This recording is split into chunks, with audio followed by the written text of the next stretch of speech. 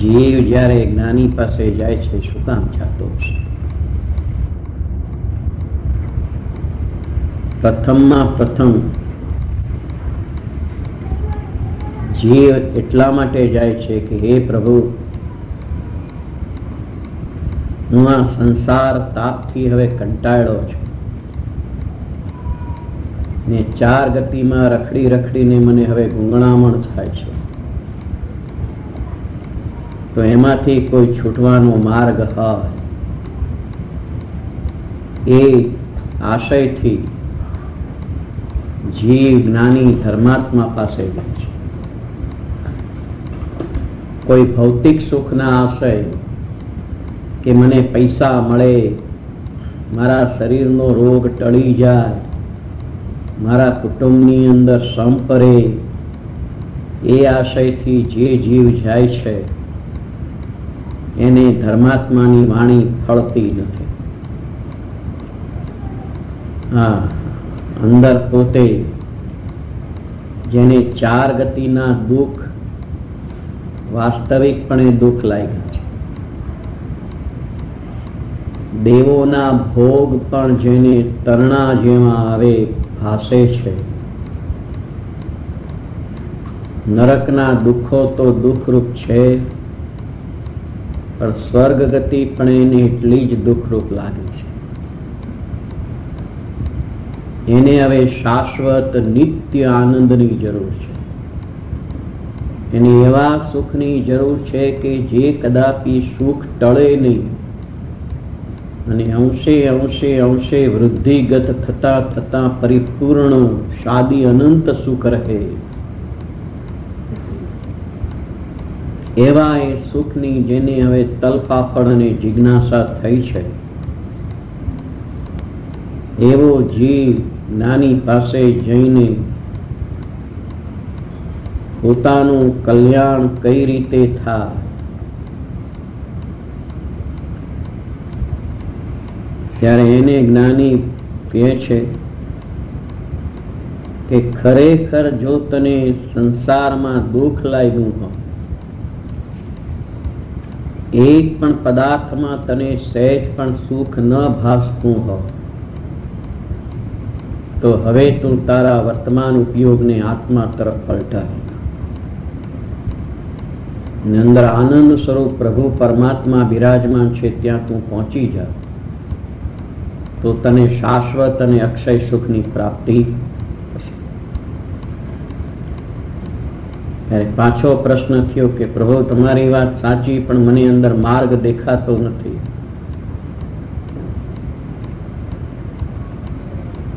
તો માર્ગ બતાવો.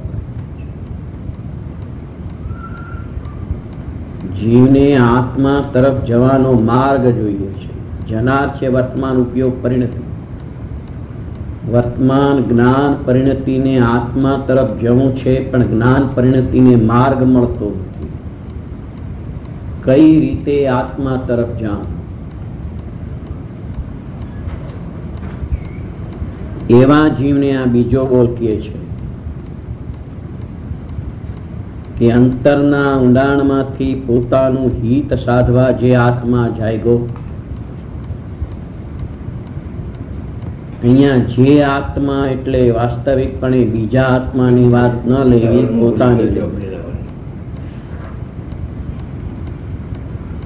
જેને હવે પોતાનું હિત કરવું છે, કુટુંબ કબીલાનું હિત એ પોતાનું હિત નથી, સમાજનું હિત એ પોતાનું હિત નથી, એ તો પરનું હિત છે. હું આમ કરું તો સમાજને ફાયદો થાય, હું આમ કરું તો સમાજમાં શાંતિ સ્થપાય, હું આવી રીતે વર્તું તો સમાજમાં સંપ રહે, એવી જેની બુદ્ધિ છે તેને આ વાત બેસવાની નથી. તો જે જીવ પોતાનું હિત કરવા માટે જાગ્યો છે, અનાદિકાળ અનંતકાળ ભૂતકાળમાં વ્યતીત થયો, જીવે પરનું હિત સાધવામાં જ પોતાનો પુરુષાર્થ વ્યતીત કર્યો. હું કોણ છું, ક્યાંથી થયો, શું સ્વરૂપ છે મારું ખરું, એનો કોઈ દિવસ પણ શાંત ચિત્તે વિચાર કર્યો નહીં. હું એક આત્મા છું, શરીરથી અને પર પદાર્થોથી તદ્દન ભિન્ન છું. મન અને વાણી, જે અંદર મન છે દ્રવ્યમન, હૃદયના મધ્યમાં 8 પાંખડીનું એક દ્રવ્યમન છે, જે માંસ, ચામડી, રુધિરનું બનેલું છે. ત્યાં જે બધા ભાષા વર્ગના નીકળે છે એ બધા પૂતગળના પરિણામ છે. એમાં તો હું કદાપી પણ ગયો નથી ને એ કોઈ મારામાં પણ પ્રવેશ્યા. હવે આત્મ પદાર્થ કોણ છે એનો જ્યાં સુધી વાસ્તવિકપણે જીવને નિર્ણય થતો નથી ત્યાં સુધી એ આત્મા કોણ છે, ક્યાં છે, કેવો છે, શું કરે છે, શું કરવું જોઈએ ને શું કરી રહ્યો છે, એની કાંઈ પણ જીવને ગતાગમ પડતી નથી. હવે જેને પોતાનું હિત કરવું છે,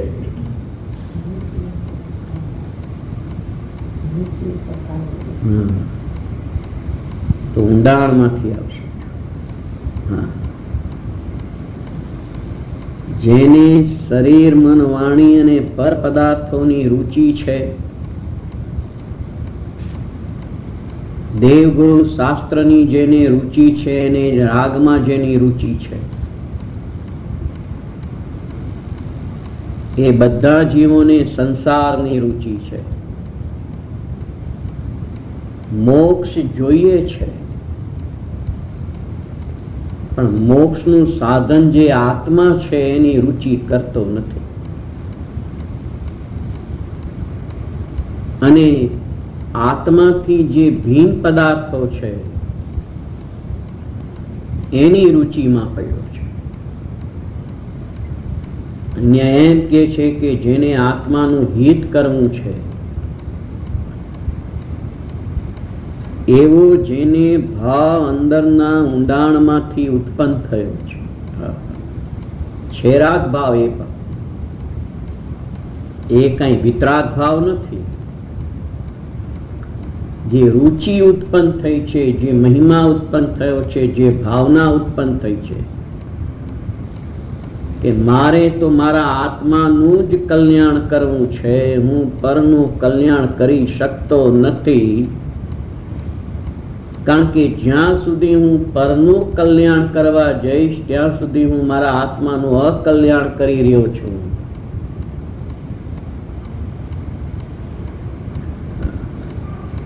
હરે પ્રભુ, આચાર્ય ભગવાન પોકારી પોકારીને કહે છે કે જાગ રે જાગ, હવે તું જાગ. અનાદિ કાળથી પરદ્રવ્યોમાં સૂતેલો અને તું અનાદિ કાળથી પરદ્રવ્યમાં તું સૂતેલો નથી, પણ આત્મામાં સૂતેલો છો. માટે હવે આત્મામાં તું જાગ. જાગીને નિર્ણય તો કર કે આત્મા કોણ છે. આ શરીર જે છે ને, શરીર હાડ, માંસ, ચામડાનું બનેલું છે. એ ચાલે તો એની સ્વતંત્રતાથી ચાલે છે, એ બેસે તો એની સ્વતંત્રતાથી બેસે છે, પૂતગળની સ્વતંત્રતાથી બેસે છે. અને એ સૂવે તો પણ એ પૂતગળની સ્વતંત્રતાથી સૂવે છે. આત્મા એને ચલાવતો નથી, આત્મા એને બેસાડતો નથી, આત્મા એને સુવાડતો નથી.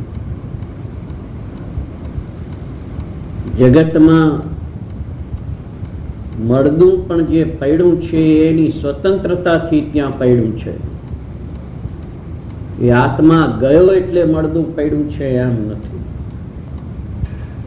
એક જગ્યાએ પૂતગળ પરમાણુને આ શરીરના પરમાણુને સ્થિર રહેવું એ પણ એની સ્વતંત્રતા છે, અને શરીરના પરમાણુઓનું ક્ષેત્રાંતર થવું એ પણ એ પૂતગળ પરમાણુની સ્વતંત્રતા છે.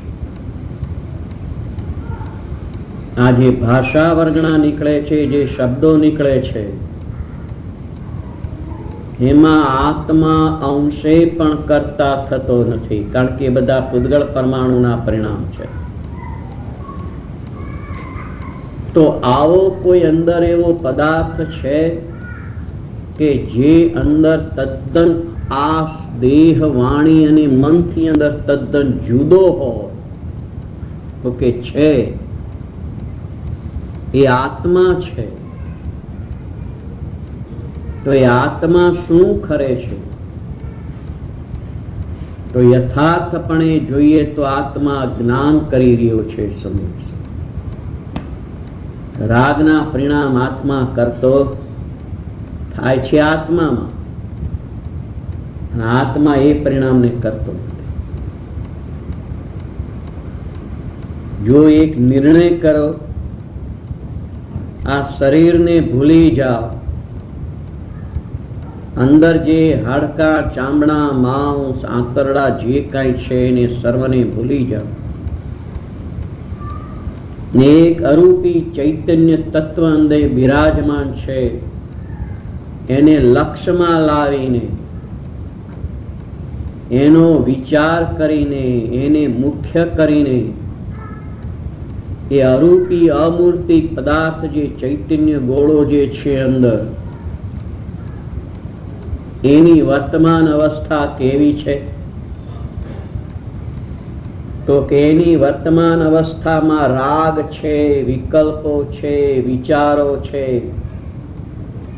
અત્યારે જે ભાષા વર્ગણા નીકળે છે એ આત્માની અવસ્થા નથી, પણ જે ભાષા વર્ગણા નીકળે છે એની પાછળ જે એક અંદરનો વિકલ્પ, વિચારધારા અને જે ભાવ વર્તી રહ્યો છે એ એક આત્માની અવસ્થા છે. અંદર જે વિચારધારા ચાલે છે, જે એક ભાવ ચાલી રહ્યો છે, તત્વને સમજવાનો એક જે અંદર ભાવ ચાલી રહ્યો છે, એ તત્વને સમજવાનો જે ભાવ ચાલી રહ્યો છે એ આત્માની અવસ્થા છે. પણ આ જે શબ્દો પડે છે એ આત્માની અવસ્થા. હવે એક બીજો નિર્ણય કરો કે આત્મામાં જે સમયે આવા વિકલ્પો ચાલી રહ્યા છે, શુભ ભાવ ચાલી રહ્યો છે, આવો એક જે ભાવ ચાલી રહ્યો છે, તે સમયે બીજું કઈ ત્યાં છે કે નહીં? તો કે છે. તો કે શું છે? તે સમયે વર્તમાન જ્ઞાન પરિણતિ પણ છે. એ બંને પર્યાય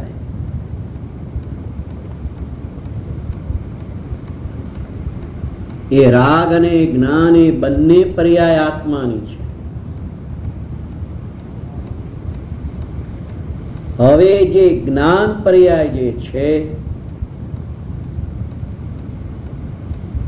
એટલી જ આત્માની યથાર્થ મર્યાદા છે. આત્માએ કદાપી પણ એ મર્યાદાનો ભંગ કર્યો નથી, પણ જો એ મર્યાદાનો ભંગ કરતો એને દેખાય તો વાસ્તવિકપણે મિથ્યાત્વ ભાવ છે. અહીંયા એમ કે છે કે જે અંદર આવો જ્ઞાન સ્વરૂપી જે આત્મા જે છે,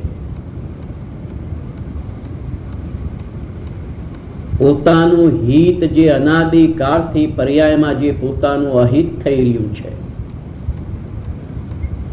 એમ હવે જેને લાગ્યું છે કે અનાદિકાળથી હું મારું અહિત જ કરી રહ્યો છું, એક સમય પણ મેં મારું હિત કર્યું, સાધુપણું ધારણ કર્યું, 11 અંગ અને 9 પૂર્વનું જ્ઞાન કર્યું, હજારો લોકોને કરુણા ભાવે સમજાવવાનો પ્રયત્ન પણ કર્યો, એમાં ક્યાંય મેં મારું હિત કરવાનો પ્રયત્ન કર્યો.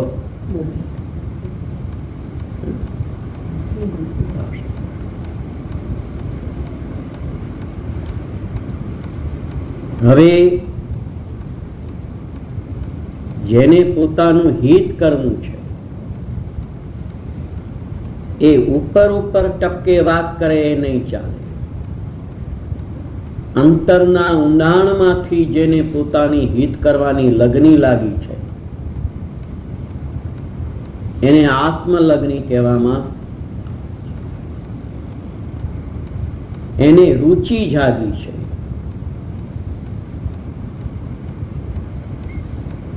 આત્મા જે છે એ સિવાય જગતનો કોઈ પણ પદાર્થ ઉત્કૃષ્ટ નથી, ઉત્તમ નથી. અને જેને અંતરની અંદરથી લગની લાગી છે, શાસ્ત્ર વાંચનની લગની નથી, શાસ્ત્ર શ્રવણની જેને લગની નથી, દેવગુરુ શાસ્ત્રની ભક્તિની પણ જેને લગની લાગી નથી, એક પોતાના આત્માની લગની લાગી છે. કારણ કે એને એક પોતાના આત્માનું પોતાનું જ હિત કરવું છે, બસ એક જ વાત છે. જ્યાં સુધી જીવને પર પદાર્થમાં અંશે પણ રુચિ પડેલી છે, રુચિ એટલે લાભ બુદ્ધિ, અરે એક પર પદાર્થમાં લાભ બુદ્ધિ અને એક સમયની પોતાની રાગની પર્યાયમાં લાભ બુદ્ધિ કે સૂક્ષ્મ જ્ઞાનની પર્યાયમાં જેને લાભ બુદ્ધિ પડેલી છે એવા જીવને આત્માની અંશે પણ રુચિ નથી. ચૈતન્ય પ્રભુ પરમાત્મા અંદર જે બિરાજમાન છે, આખે આખો અનાદિ અનંત, એને ભૂલીને જીવ આજ સુધી પર પદાર્થોમાં એક પરમાણુ માત્રમાં પણ રુચિ રાખીને અનંત કાળથી આથડ્યો છે. અનંત કાળથી આથડ્યો વિના ભાન ભગવાન, પોતાના આત્માના ભાન વગર એ અજ્ઞાન દશામાં રાગાદિનો કર્તા થયા કરે છે. કારણ કે કર્તા કેમ થાય છે? કારણ કે એમાં એને લાભ મળ્યો છે, રુચિ ત્યાં પડી છે. જ્યાં જીવની રુચિ હોય ત્યાં આગળ એ પરિણામ કરવા માટે જીવનો પુરુષાર્થ ઉપડા વગર રહેતો.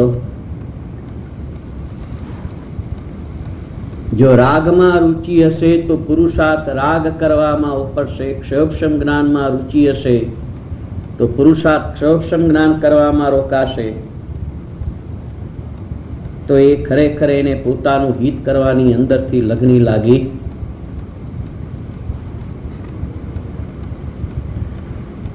આત્માની ખરેખરી લગની લાગી. હવે એમ કે અંદરથી લગની લાગી તોય અંદર માર્ગ મળતો નથી. અહીંયા જ્ઞાની એમ કે છે કે જો ખરેખર તને આત્માની લગની લાગી હોય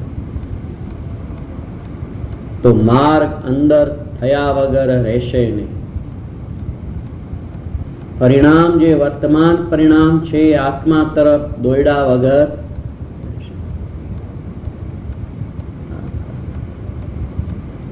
જ્ઞાનનું કાર્ય છે જ્ઞેય તરફ દોડવું. એ જ્ઞાનનું કાર્ય છે. હવે ખરેખર જ્ઞેય કોણ છે ખબર ન હોવાથી જગતના પદાર્થોને જોવા માટે જ્ઞાન દોડે છે. ભગવાનના દર્શન કરવા માટે જ્ઞાન ત્યાં દોડે છે. ગુરુની વાણી સાંભળવા માટે જ્ઞાન ત્યાં દોડે છે. શાસ્ત્ર વાંચન કરવા માટે જ્ઞાન ત્યાં દોડે છે. તે જ્ઞાન જે દેવગુરુ શાસ્ત્ર તરફ દોડે છે એ જ્ઞાન આત્મા તરફ દોડાવવાની જરૂર છે. ઉપયોગ જે પર તરફ ઝૂકી રહ્યો છે, કેમ ઝૂકી રહ્યો છે? કે જ્યાં રુચિ છે ત્યાં એનો ઉપયોગ ઝુકા વગર રહેતો.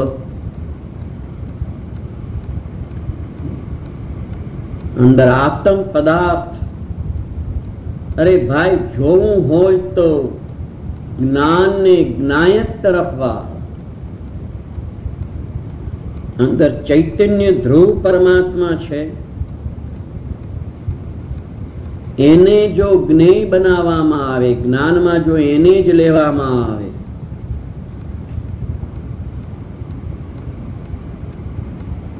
તો એને જગતના પદાર્થો પણ જ્ઞેય થયા વગર રહેશે. અરે રે, જ્ઞાનમાં જગતના પદાર્થોને જોવા માટે નીકળો છે, પણ એને ખબર નથી કે જ્ઞાન કઈ રીતે અંદર કાર્ય કરી રહ્યું છે. અંદર આત્મ પદાર્થ દરેક સમયે જ્ઞાન સહિત છે, જ્ઞાનની કળા છે, જ્ઞાનની લીલા છે.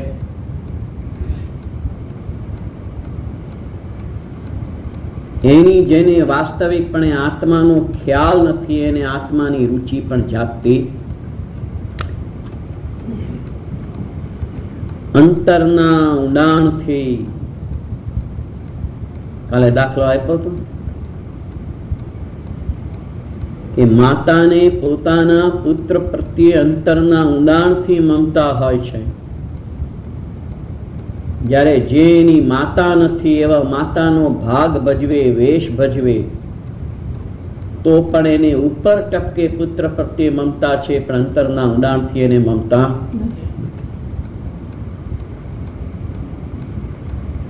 એમ આત્માની જેને ખરેખર અંદરના ઊંડાણથી જેને લગની લાગી છે,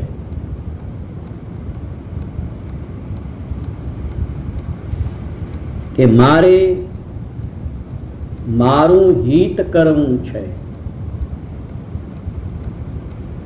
એટલે શું અહીંયા આગળ કીધું કે જગતનો કોઈ પણ જીવ કોઈ અન્ય દ્રવ્યનું કે અન્ય જીવનું હિત કરી શકતો નથી. દેવગુરુ શાસ્ત્ર પણ કોઈનું હિત કરી શકતા.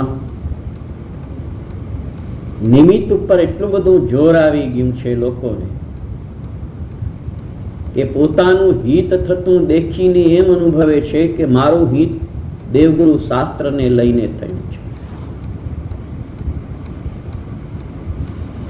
એ તો પોતાનું હિત કરવા જે નીકળો છે એને નિમિત્તમાં દેવગુરુ શાસ્ત્ર મળ્યા વગર રહેતા નથી. એનું જ્ઞાન કરાવવા માટે કીધું છે કે દેવગુરુ શાસ્ત્ર ની હયાતી છે. આત્માની રુચિ, અરે જેને આત્માની લગની લાગી છે એને હવે કાંઈ કરવા પણ રહ્યું નથી. એને બધું અંદરથી સમજાતું જાય છે કે મારે કઈ રીતે આગળ વધવું, મારે કઈ રીતે આત્મા તરફ જવું. કારણ કે આત્મા એને હવે અંદરથી વિકલ્પ દશામાં સ્પષ્ટ ભાસવા લાગ્યો છે. જે આજ સુધી આત્મ તત્વ વિકલ્પ દશામાં પણ બેસતું નહોતું, એ હવે એને આત્મ તત્વ હવે કેવું છે વિકલ્પ દશામાં સ્પષ્ટ બેસવા લાગ્યું છે. હવે જેને આત્મ તત્વ વિકલ્પ દશામાં બેસવા લાગ્યું એને સ્પષ્ટ ખ્યાલ આવી ગયો કે ત્યાં જવાનો માર્ગ કયો છે. હવે એ જેને માર્ગ અંદરથી મળ્યો, માર્ગ અંદરથી મળે છે એટલે અંદરથી પ્રગટ થાય છે, અંદર જ દેખાય છે. માર્ગ કોઈ દેવગુરુ શાસ્ત્ર કઈ આપી દેતા નથી. એમ જેને દેવગુરુ શાસ્ત્ર તો આત્માનું વર્ણન કરે, બીજું શું કરે? એવું આત્માનું વર્ણન જેને ખ્યાલમાં આવવા લાગ્યું, ધીમે ધીમે ધીમે ધીમે હું કોણ છું, કેવો છું, એવી ધીમે ધીમે જેને સમજ થવા લાગી અને જ્યાં અંદરની રુચિ પ્રગટ થઈ તે સમયે એનો ઉપયોગ આત્મસન્મુખ ગયા વગર રહેશે. એને માર્ગ મળી ગયો કે માર્ગ તો આ જ છે કે મારો વર્તમાન ઉપયોગ જે બહાર તરફ ઝૂકી રહ્યો છે એને વાળીને અંતર સન્મુખ કરો. ત્યારે ત્યાં પ્રશ્ન એમ થાય છે કે બહાર ઉપયોગ કેમ ઝૂકી રહ્યો? તો રુચિ જ્યાં સુધી બહારમાં એક પરમાણુ માત્રની પણ પડી છે ત્યાં સુધી એનો ઉપયોગ બહાર ઝુકા વગર રહેશે. તલ માત્ર પણ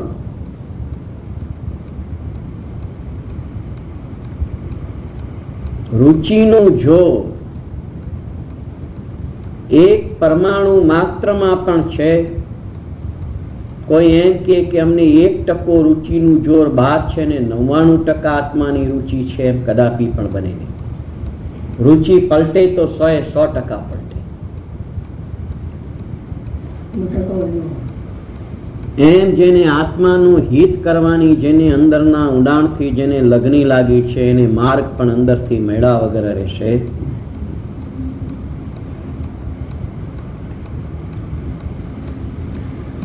આત્માની લગની લાગવી.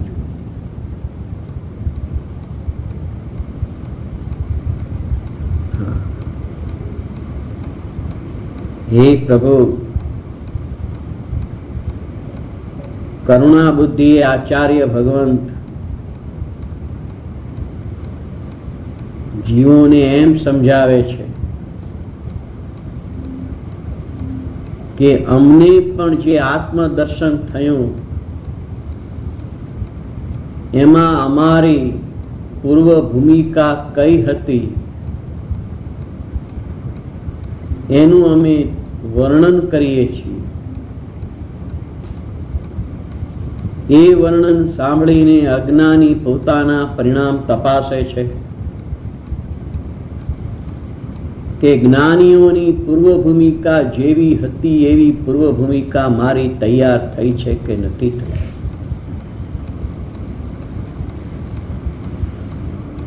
મારે એક મારો આત્મા જોઈએ. આત્માને પ્રાપ્ત કરવાના રસ્તામાં દેવગુરુ શાસ્ત્રને આવવું હોય તો આવે, પણ હું ત્યાં આગળ રોકાવાનો નથી.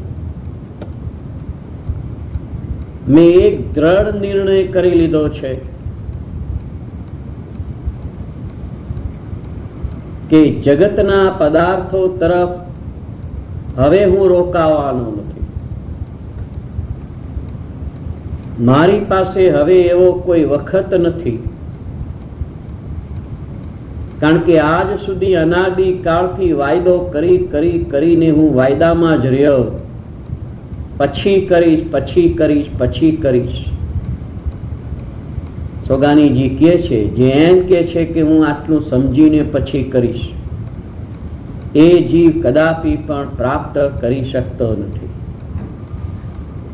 આટલું થોડુંક સમજી લઉં પછી હું આત્માનું કલ્યાણ કરીશ, એવા જે વાયદા કરે છે, અરે આત્મ પ્રાપ્તિમાં વાયદો ન હોય. એક ક્ષણ પણ આત્મ પ્રાપ્તિ વગરની ચાલી જાય છે, એને મહા મહા ખેદનું કારણ દેખાય છે. અરે એક સમય પણ કેમ મારો આત્મ દર્શન વગરનો ચાલ્યો જાય છે. જેમ કોઈને કોઈ વસ્તુની લગની લાગી હોય, કોઈને સત્તાની લગની લાગે, કોઈને પૈસાની લગની લાગે, કોઈને દેશ સેવાની લગની લાગે, કોઈને સમાજ સેવાની લગની લાગે, કોઈને કુટુંબ સેવાની લગની લાગે. તો જેને લગની લાગે છે એના મગજમાંથી એ વિચારો ખસતા નથી. અહીંયા તો જેને આત્માની લગની લાગે છે એને હવે આત્માના વિચારો ખસતા નથી ને એમ કે છે કે હું એને પ્રાપ્ત કરીને જ જંપીશ. ને એક સમય પણ જે આત્માની પ્રાપ્તિ નથી થતી એનું અંદરમાં ઊંડે ઊંડે ઊંડે ઊંડે પણ એને ખેદ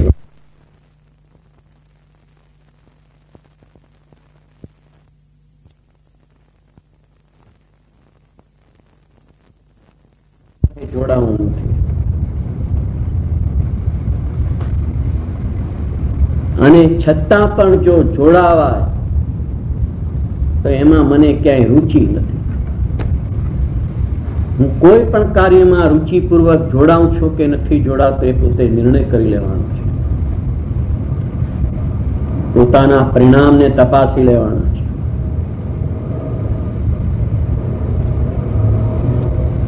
જે સ્વરૂપ સમજ્યા વિના પામ્યો દુઃખ અનંત, પોતાના આત્માના સ્વરૂપ વગર આજ સુધી અનંત અનંત અનંત અનંત અનંત દુઃખમાં વ્યતીત કર્યા સમય સમય સમય. ચાર ગતિના પરિભ્રમણ કર્યા, ત્યાંથી આવતો આવતો આવતો અહીંયા સુધી આવ્યો છે. હવે એ જો સંસાર દુઃખમાંથી છૂટવું હોય તો માર્ગ એક જ છે. પરિપૂર્ણ પરમાત્મા તત્વ અંદર આખે આખું જ્ઞાન સ્વરૂપી આત્મા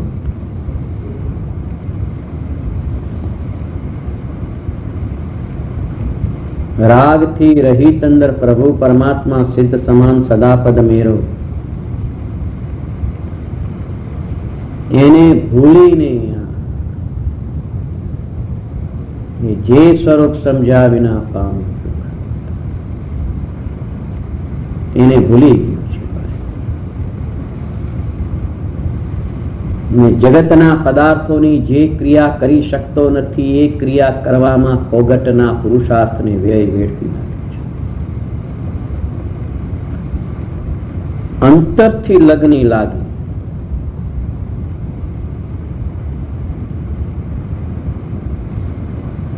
ઊંડાણમાંથી અંદરથી આવવું જોઈએ. એ ઊંડાણમાંથી આવે છે આત્માની પર્યાય છે. એ શરીરની પર્યાય કે કોઈ પર્યાય નથી. એ છે રાગ, છે વિકલ્પ દશા. પણ એ વિકલ્પને પણ તોડીને જેને અંદર જવાની જેને તમન્ના ઉઠી છે, કારણ કે વસ્તુ પ્રાપ્ત કરવાના વિકલ્પમાં આનંદ નથી, પણ વસ્તુ પ્રાપ્ત કરીને અનુભવ કરવામાં આવે છે.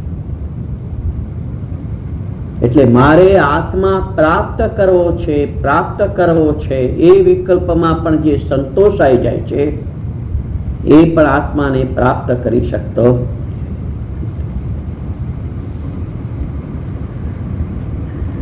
આત્માને ધ્યેય રૂપ રાખીને દિન રાત એક પણ સમય બરબાદ કર્યા વગર જેની પ્રાપ્તિ કરવી છે એનું ધ્યેય નજર સમક્ષ રહેવો જોઈએ. જો આત્માનું ધ્યેય એક સમય પણ જો ચૂકી જશે, જીવ 24 કલાકમાં પણ જો આત્માનું ધ્યેય એક સમય પણ ચૂકી જશે તો એનો યથાર્થ પ્રયત્ન થયો નથી. પણ એ તો બને જ નહીં ને કે જેની રુચિ જાગી છે એને ઉપયોગ પલટાવવો પડતો નથી એનો ઉપયોગ સહજ આત્મ તરફ ઝૂકેલો જ રહે છે. 36માં બોલમાં આવ્યું હતું ને, કાલ લીધું કે રુચિ પલટાવા વગર જે ઉપયોગને પલટાવવાની કોશિશ કરે છે કદાપી પણ ઉપયોગને પલટાવી શકતો. એટલે બે પરિણામ થયા, એક રુચિના પરિણામ ને એક ઉપયોગના પરિણામ. હવે જીવ શું કરે છે કે ઉપયોગના પરિણામને હાથમાં રાખીને કાર્ય કરવા જાય છે. હવે રુચિ પડી છે પર પદાર્થોમાં ને ઉપયોગને વાળવા જાય છે અંદર, તો એમ ઉપયોગ કદાપી પણ અંતર સન્મુખ થશે નહીં. છે ને 36 બોલ્યું.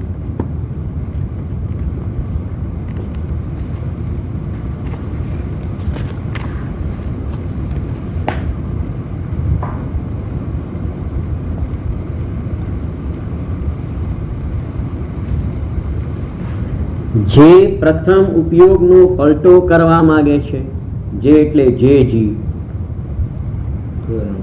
36મો બોલ દેખાડવાનો છે, પાનું 13.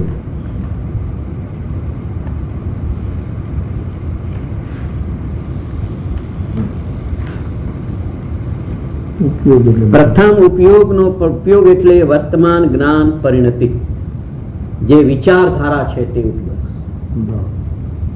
જે વિચારધારા ચાલે છે તે ઉપયોગ. જે પ્રથમ ઉપયોગનો પલટો કરવા માંગે છે એટલે જે વિચારને આત્મા તરફ ઝુકાવવા માંગે છે, એટલે કે વિકલ્પ દશા. વિચાર કહીએ તો સાવ સીધી વાત, વિચારો ચાલ્યા કરે છે ને મગજ, એ વિકલ્પો છે. તો વિચારમાં કોઈ પણ જીવ વિચારમાં કોઈને કોઈ પદાર્થનો વિચાર કર્યા જ કરે છે. હવે અહીંયા આગળ શું છે કે વિચાર કરવો તો આત્માનો વિચાર કરવો. હું શુદ્ધ બુદ્ધ ચૈતન્ય ઘન સ્વયં જ્યોતિ સુખધામ, બીજું કહીએ કેટલું કર વિચાર તો. એટલે હું એક શુદ્ધ છું, આત્મા છું, પરમાત્મા છું, એવો પોતાનો વિચાર પર પદાર્થ ઉપરથી પલટાવીને જે આત્માનો વિચાર કરવા માંગે છે, પણ અંતરંગ રુચિને પલટાવતો નથી. અંતરંગમાં એટલે અંદરના ઊંડાણમાંથી રુચિ જે ઉત્પન્ન થઈ છે પર પદાર્થો તરફ, એને પલટાવતો નથી. તેને માર્ગનો ખ્યાલ નથી. જો ભાઈ બરાબર સમજી લો, તો એક વિચારની પર્યાય પણ ચાલી રહી છે એક વાત, અને બીજી એક રુચિની પર્યાય પણ ચાલી રહી છે. બંને પર્યાય ભિન્ન ભિન્ન છે. વિચારની પર્યાય અને રુચિની પર્યાય એક નથી, બંને પર્યાય જુદી છે. અને એક ત્રીજી પર્યાય છે પુરુષાર્થની પર્યાય. પુરુષાર્થ, પોતાનો પુરુષાર્થ. અને ચોથી પર્યાય છે રાગની. આ ચાર પર્યાયની રમતામાં સમજવાનું છે. તો જે જીવ પોતાના વિચારો જેના તરફ ઝૂકી રહ્યા છે પર પદાર્થો તરફ, એ જીવને એમ વિચાર થયો કે નહીં, મારે તો મારા આત્માના જ વિચાર કરવા જોઈએ, હવે મારે બીજા વિચાર કરવા બધા નકામા છે. એ વિચારને મારી મચોડીને જે અંદર લઈ જવા માંગે છે, એ વિચારોને પલટાવી શકશે નહીં. કેમ? કારણ કે અંતરંગ રુચિ જ્યાં સુધી પલટતી નથી, આત્માની રુચિ જે અંદરના ઊંડાણમાંથી આત્માની લગની લાગવી જોઈએ, એ જ્યાં સુધી આત્મ લગની લાગતી નથી, મારું હિત કેમ થાય એમ અંતરના ઊંડાણમાંથી જેની અંદરથી લગની લાગતી નથી, એવો જીવ લાખ કોશિશ કરે તો પણ એનો ઉપયોગ પલટશે નહીં. જે જીવની રુચિ છે સારા અનુકૂળ સંયોગોને પ્રાપ્ત કરવાની, એ જીવનો પુરુષાર્થ શુભ ભાવ કરવામાં રોકાયેલો છે. એટલા માટે એ શુભ ભાવના પુરુષાર્થ રૂપ દેવગુરુ શાસ્ત્રના નિમિત્તને જ સોયદા કરે છે. જે જીવને જગતને સમજાવવાની રુચિ છે, અંતરંગ રુચિ, કે હું જગતના જીવોને સમજાવું, ભલે માન કશાયથી નહીં પણ કરુણા ભાવે, કે જગતના જીવો બધા સમજે, એવી જેની રુચિ છે એનો ઉપયોગ નિયમથી શાસ્ત્ર તરફ ઝુકા વગર રહેશે નહીં. કારણ કે શાસ્ત્રમાંથી સમજી, ગુરુની વાણીમાંથી સમજી હું બીજાને સમજાવવા જાઉં. તો જેને ખરેખર વાસ્તવિકપણે અંતરંગ રુચિ પલટતી નથી, એટલે શું પલટાવીને અંતરંગ રુચિ ક્યાં કરવાની છે? કે આત્માની રુચિ કરવાની છે.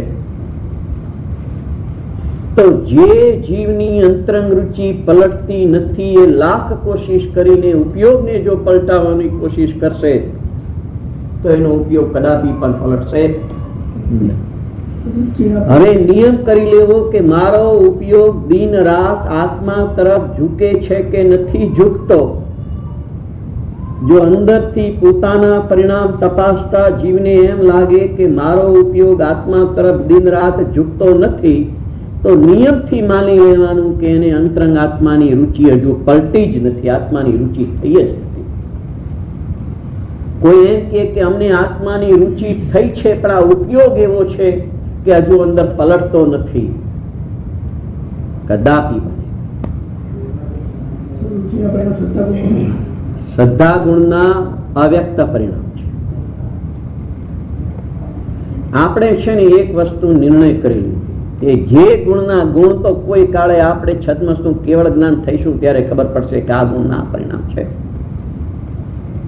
એટલે ગુણ તો અત્યારે આપણા જ્ઞાનમાં આવવાનું નથી, પણ પરિણામ જે જ્ઞાનમાં આવે છે એને પકડવાની કોશિશ.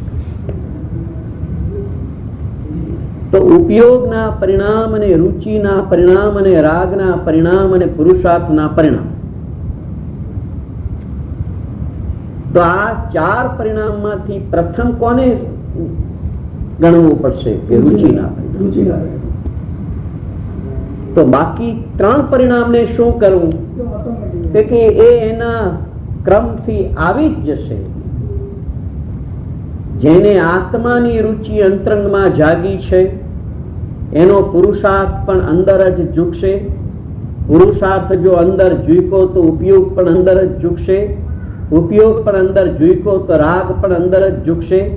હવે એ જે રુચિ જે છે એ રાગને સ્વીકાર કરતી નથી.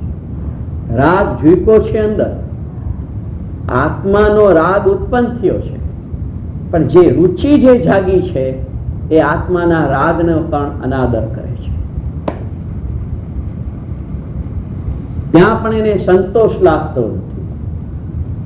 અંદર જે આત્માનો જે એને મહિમા આવે છે, હું આ એક આવો આત્મ પદાર્થ છું એવો જે એની અંદરથી એક મહિમા આવે છે, એ મહિમા એ છે રાગના પરિણામ.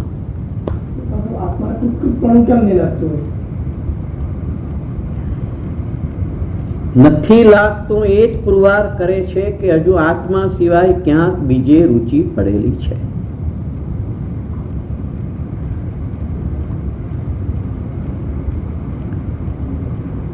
ક્યાંક ને ક્યાંક જીવ સંતોષાઈ ગયો છે. જીવ એમ માને કે ના, મને તો ક્યાંય સંતોષ નથી, અને છતાં ઉપયોગ આત્મા તરફ ઝૂકેલો રહેતો નથી, તો એ બે વાક્યને કોઈ સંધિ થતી નથી. એટલે એવા જીવને માર્ગનો ખ્યાલ નથી. એક હોય ત્રણ કાળમાં પરમારથનો પંથ. રાગ એ ધર્મ નથી, વિતરાગ દશા જે ધર્મ છે. સમ્યક દર્શન વગર ચારિત્ર હોતું નથી. રાગ તો પુણ્યબંધ છે, સંસારમાં રખડાવનારા છે. વાસ્તવિકપણે તો સમ્યક દર્શન જ મોક્ષ માર્ગ છે. આ સિવાય બીજો કોઈ મોક્ષ માર્ગ નથી. આવી બધી વાત પટુતા અને વાણી વિલાસમાં જીવ વ્યતીત કરે છે, એવા જીવને પણ માર્ગનો ખ્યાલ નથી.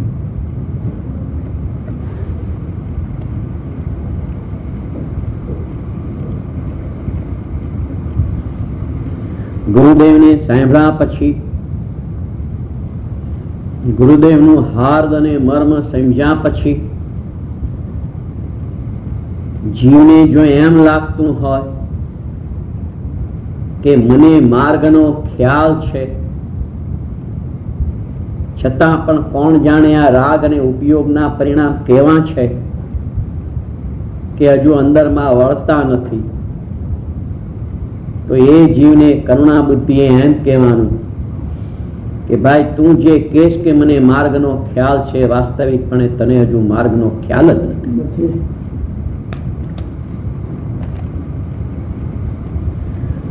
મારે આ કાર્ય કરવું છે, મારે આ કાર્ય કરવું છે, મારે સમાજનું કાર્ય કરવું છે, મારે આટલા પુસ્તકો બનાવવા છે, મારે આટલા પુસ્તકો લખવા છે, મારે અહીંયા આ ગામમાં આ વ્યવસ્થા કરવી છે, મારે આ ગામમાં આ વ્યવસ્થા કરવી છે. એવા જીવનો ઉપયોગ બહાર ભયમાં વગર રહેતો નીકળે. વિચાર ક્યાંથી આવ્યો કે મારે આ કરવું છે, મારે આ વ્યવસ્થા કરવી છે? અરે ગુરુની વાણી સાંભળીને 2 મિનિટમાં ઉપયોગ બહાર પલટો ખાઈ જાય છે, 1 મિનિટે લાગતી નથી. આ બાજુ ગુરુદેવની વાણી સાંભળી અને જેવી ગુરુદેવની વાણી પૂરી થઈ કે તરત ઉપયોગ ભમવા માંડ્યો બહાર.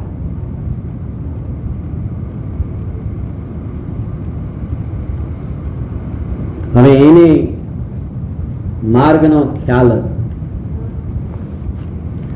હવે કદાચ એમ પ્રશ્ન થશે કે રુચિ કેમ પલટતી નથી, ઉપયોગ કેમ નથી પલટતો? એ તો સમજાય કે રુચિ પલટી નથી. હવે એક છેલ્લો પ્રશ્ન રહે છે કે રુચિ કેમ પલટતી નથી? તો રુચિ એ શું છે કે કોઈને કોઈ જગ્યાએ લાભ બુદ્ધિ, ત્યાં એની રુચિ રહેલી છે. એને આત્મ પ્રાપ્તિ કરવા માટે પણ દેવગુરુ શાસ્ત્રની રુચિ છે.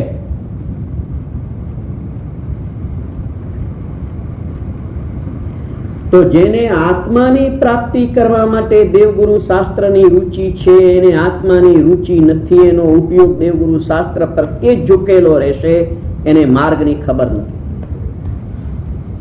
આત્મા તરફ રુચિ, આત્માની રુચિ જોઈએ. એ આત્મા તરફની રુચિમાં દેવગુરુ શાસ્ત્ર હાજર થાય તો પણ એને એની કોઈ અપૂર્વતા ભાસતી નથી. સાચા દેવગુરુ શાસ્ત્ર હાજર થઈ જાય, સાક્ષાત સમોસરણ હાજર થઈ જાય તો પણ એને કોઈ અપૂર્વતા ભાસતી નથી. એને તો એક આત્માની જ અપૂર્વતાની લગ્ની લાગેલી છે. સમોસરણની અંદર કરોડો કેવળીઓને, લાખો ને કરોડો ને અબજોની સંખ્યામાં ભાવલિંગી મુનિઓ અને શ્રાવક શ્રાવિકાઓ હોય, કોઈ અપૂર્વતા ભાસતી નથી. 11 અંગ ને 9 પૂર્વનું જ્ઞાન પોતે કરે, કોઈ અપૂર્વતા ભાસતી નથી. શાસ્ત્ર જ્ઞાન કરે, કોઈ અપૂર્વતા ભાસતી નથી. એને ક્યાંય ચેન પડતું નથી, ક્યાંય ચેન. અંદર જેને આત્માની લગ્ની લાગી છે ને સાક્ષાત ગુરુદેવ હાજર થઈને બિરાજમાન થાય તો પણ એને ચેન પડતું નથી. સાક્ષાત ભગવાનની દિવ્ય ધ્વનિ સાંભળીને જે અંદર શાંત પરિણામ થાય છે સાંભળતા સાંભળતા,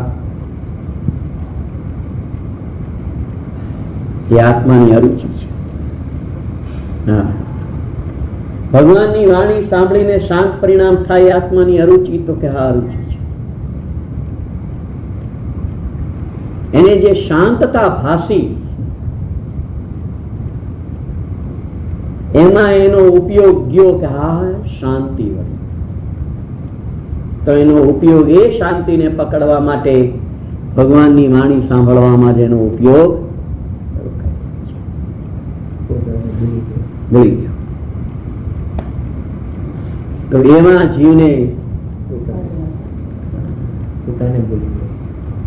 કારણ કે પર પદાર્થોની દિવ્ય ધ્વનિની પણ જે શાંતિ લાગે છે એને આત્મામાં શાંતિ છે ને ત્યાંથી શાંતિ મળશે એવો એને ખ્યાલ રહેતો પોતાને ભૂલી જાય છે.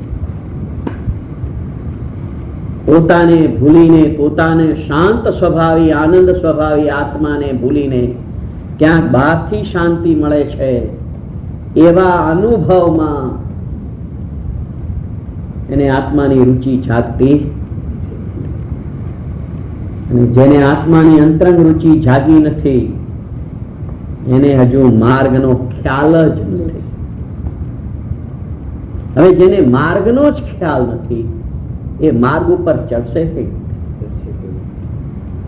જેને રસ્તો જ ખબર નથી, જે જાણતો જ નથી કે મારે આત્મા તરફ જવા માટે કઈ રસ્તે જવું, તે રસ્તા ઉપર દોડ મૂકશે કઈ રીતે? રસ્તો જાણે તો ખબર. આજ દિન સુધી જીવને આત્મ પ્રાપ્તિનો માર્ગ દેવગુરુ શાસ્ત્ર જ દેખાયો છે. અને દેવગુરુ શાસ્ત્ર જ માર્ગ દેખાતો હોવાથી એ દોટ મૂકે છે દેવગુરુ શાસ્ત્ર તરફ ને આત્માથી દૂર ભાગતો જાય છે. જેટલો દેવગુરુ શાસ્ત્ર પ્રત્યે દોડે છે એટલો એ આત્માથી દૂર ભાગે છે.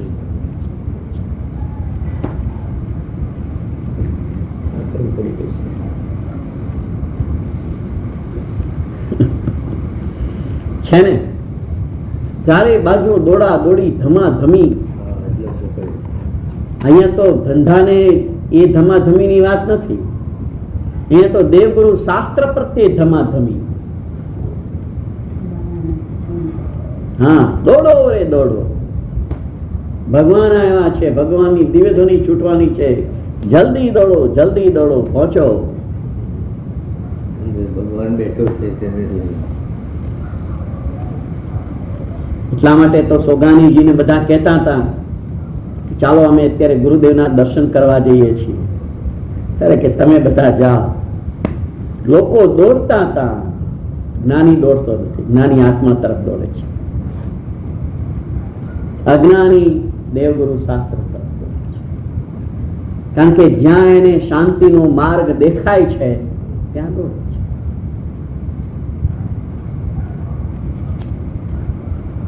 એને માર્ગની ખબર નથી.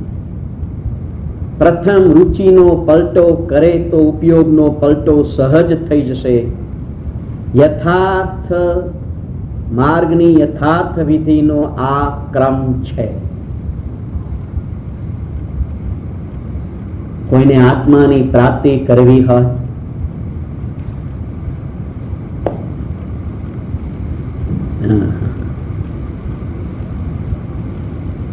આચાર્ય ભગવંતો જ્ઞાની ગુરુઓ અનંત ભગવાન ફરમાવી ફરમાવીને પોકાર કરે છે કે તમે અમારી તરફ જોશો તો તમને માર્ગનો ખ્યાલ નહીં આવે, તમને માર્ગ નહીં મળે. અને જો માર્ગ નહીં મળે તો તમે દોડશો ક્યાં? તો જેને હવે આત્માની ખરેખરી ઊંડાણથી લગણી લાગી છે, આત્માનું હિત કરવું છે, મારે મારું એકનું જ કલ્યાણ કરવું છે, જગતનું અને સમાજનું કલ્યાણ થવું હોય તો એ એમની યોગ્યતા પ્રમાણે થશે. એમાં મારે ક્યાંય વચ્ચે હવે પડવું? આજ દિન સુધી આ બધી ક્રિયાઓ કરી કરી કરી કરી કરી કરીને મેં મારા આત્માને અધબુઓ કરી નાખ્યો છે. હવે બસ થાવ. એને હવે અંદર માર્ગ દેખાયો, એને હવે અંદર માર્ગ ખ્યાલમાં આવ્યો. હવે એ માર્ગ ઉપર એ દોડવાની શરૂઆત કરે છે. દોડે છે કોણ? ઉપયોગના પરિણામ. એ માર્ગે દોડે છે ને ધ્યેય, આત્માને ધ્યેય રાખીને ઉપયોગ દોડ્યો જાય છે. વર્તમાન ઉપયોગમાં આત્મા ધ્યેય બની ગયો છે. બસ હવે ધ્યેય આત્માને ધ્યેય રૂપ રાખીને જેની ઉપયોગની પરિણતિ યથાર્થ માર્ગ ઉપર જેણે દોટ મૂકી છે, યથાર્થ માર્ગ કીધો, એ જ્ઞાયક તરફ દોડતી પરિણતિ છે. કોઈ રાગની પરિણતિ જ્ઞાયક તરફ દોડે એની વાત નથી, પણ ઉપયોગની પરિણતિ જ્ઞાયક તરફ દોડવી જોઈએ. વર્તમાનની જે વિકલ્પ દશા છે એ જ્ઞાયક તરફ દોડે છે. ક્યાં સુધી દોડશે? કે વિકલ્પ ફાટી જશે, એટલે કે વિકલ્પો બંધ થઈ જશે અને વર્તમાન ઉપયોગના પરિણામ જે વિકલ્પ રૂપ હતા એ નિર્વિકલ્પતા ધારણ કરશે.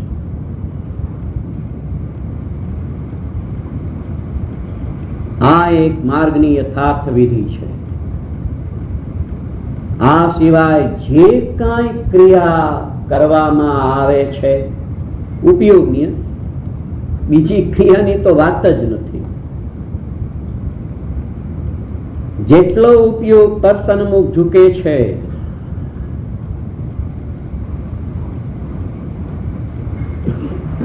એ જીવને અરે રે જ્ઞાનીના ઉપયોગ પર સન્મુખ ઝૂકતો હોવા છતાં પણ વાસ્તવિકપણે એની ઉપયોગ પરિણતિ તો આત્મા જોડે જ બંધાયેલી રહેલી છે. અજ્ઞાનીની ઉપયોગ પરિણતિ આત્મા જોડે એનો સંબંધ છોડી દીધો છે અને પર જોડે સંબંધ બાંધી. ઉપયોગનું મુખ જે પર તરફ હતું એ હવે સ્વ તરફ લાવવાનું છે, પણ એ રુચિ પલટો ખાયા વગર કોઈ પણ સંજોગોમાં એ ઉપયોગ પલટાશે. હજારો વર્ષ સુધી શ્રવણ કરે, કરોડો વર્ષ સુધી ધ્યાનમાં બેસી રહે,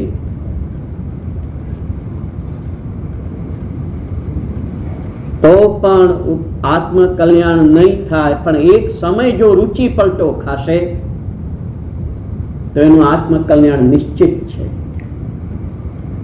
એ રુચિનો ક્રમ. જે જ્ઞાન અનંત કાળથી ભાવ હેતુ રૂપ થતું હતું, જે જ્ઞાન એટલે જે ઉપયોગની પરિણતિ અનંત કાળથી ભવ હેતુ રૂપ એટલે ભવમાં ભ્રમણ કરાવતું હતું, તે જ્ઞાન સમય માત્રમાં જાત્યાંતર કરી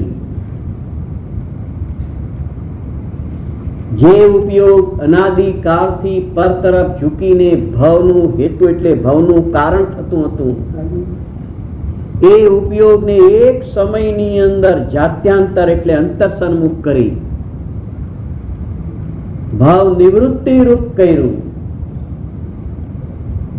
તે કલ્યાણ મૂર્તિ સમ્યક દર્શનને નમસ્કાર.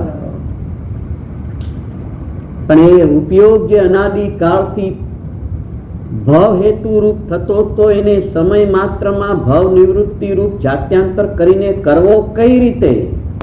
તો કે રુચિ પલટાવી.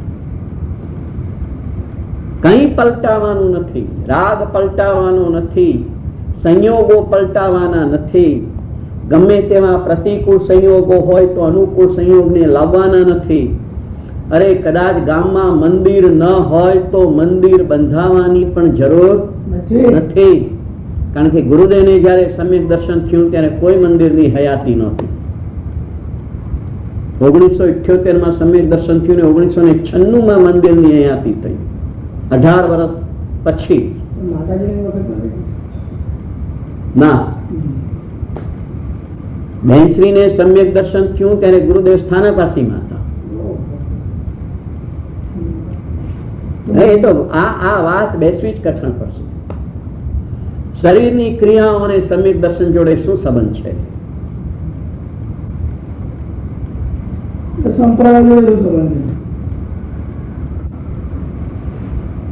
તો એમાં જે અંદરના ભાઈ પરિણામ છે, રુચિ જ્યાં સુધી પલટો નહીં ખાય, મારે આ કરવું તો થશે, આ કરવું તો થશે, બહારમાં ને બહારની પ્રવૃત્તિમાં જીવ બહારમાં ને બહારમાં જ રોકાયો થયેલા.